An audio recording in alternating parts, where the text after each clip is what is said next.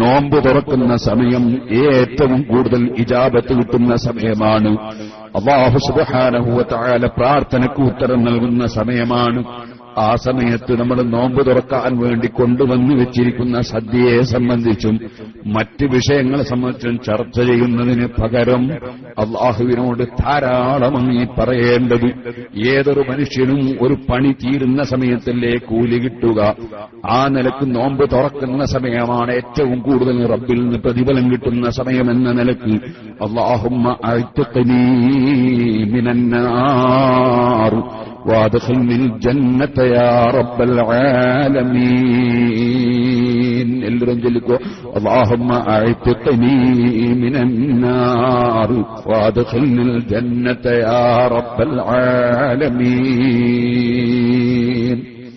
اللهم اعتقني. പലരും പറയുന്ന സമയത്ത് اللهم اعتقني എന്ന് പറയാറുണ്ട്.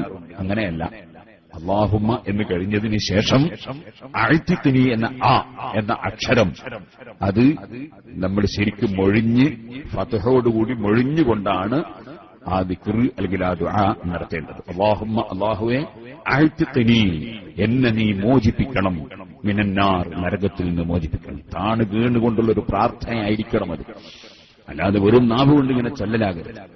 അല്ലാഹുമ്മ അഅ്തിഖ്നി മിനന്നാർ.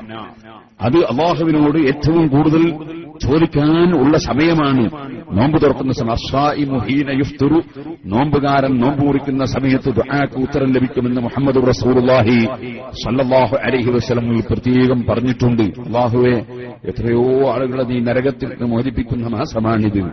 സാധുക്കളായ ഞങ്ങളെയും ഞങ്ങളെ ഉമ്മബാപ്പമാരെയും ഞങ്ങളെ ഉസ്താദുമാരെയും ശിഷ്യന്മാരെയും ഞങ്ങളെ സ്നേഹിച്ച സർവ്വ മുഅ്മിനീങ്ങളെയും മുഅ്മിനാത്തുകളെയും നിന്റെ നരകത്തിൽ നിന്ന് നീ മോചിപ്പിക്കണം റഹ്മാൻ. നിന്നോട് അതിന്റെ പേരിൽ ആരും ചോദ്യം ചെയ്യാനില്ല. ഞങ്ങളെല്ലാം നരകത്തിൽ നിന്ന് മോചിപ്പിച്ചതുകൊണ്ട് നിനക്കൊന്നും കുറഞ്ഞു പോകാനില്ല.